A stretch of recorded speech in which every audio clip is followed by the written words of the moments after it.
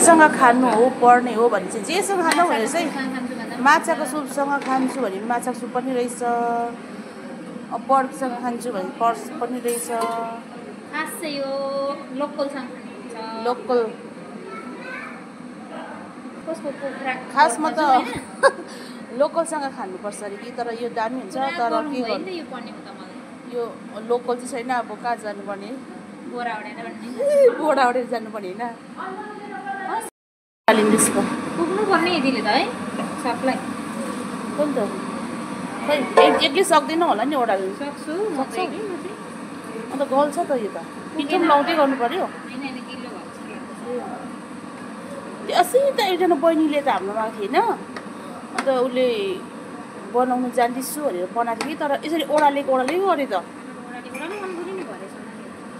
भरेर ओडाले जानुपर्छ।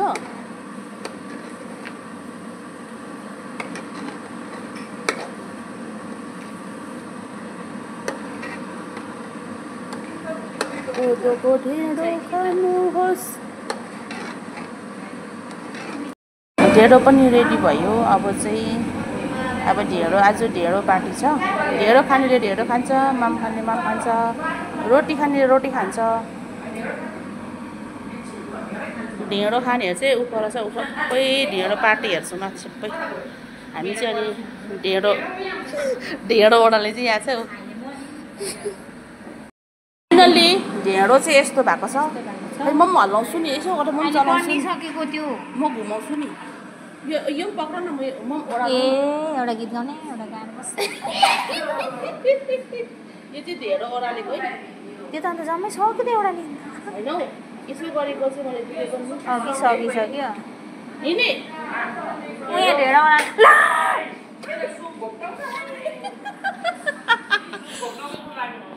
यसरी ओडालिन्छ हेर्नु ल, यसरी साइडबाट ओडाल्नु पर्यो। यो त तर जान्नेलाई मात्रै रहेछ।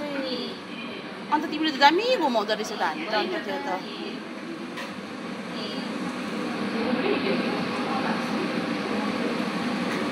खतरा हुँदैछ। ए मैले चाहिँ यसरी सुई गरिदिएको थिएँ नि। त्यो एउटा बहिनी कस्तो दामी गर्थ्यो त्यो बहिनी, कहाँ छ पनि।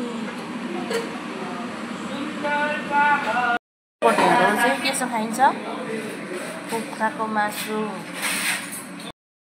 सुप छ, त्यहाँदेखि पर्क छ, सुँगुरको मासु, चिकन। यहाँदेखि तपाईँले भन्नुहुन्छ भने यहाँनिर चाहिँ सब्जी छ, साग छ, सलाद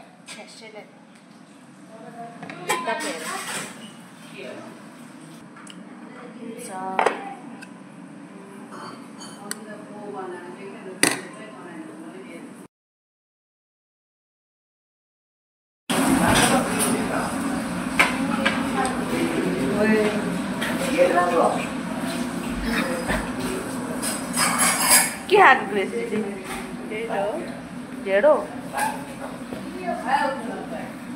ढेँडो बसेर पनि खतरा रहेछ त। पहिला त हाम्रो ग्रेसले खान्थेन त ढेँडो, अहिले चाहिँ बानी भएको छ। निलेशले चाहिँ ढेँडो खाएन निखिलले चाहिँ। किन ढेँडो मन पर्दैन? निलेश छिटो खा, तन्दुरुस्त हुनुहुन्छ। अघि त्यो सियो लाग्छ होइन, छिटो खाऊ है। अल्फन्स के खाने? अनमोल के खाने भयो?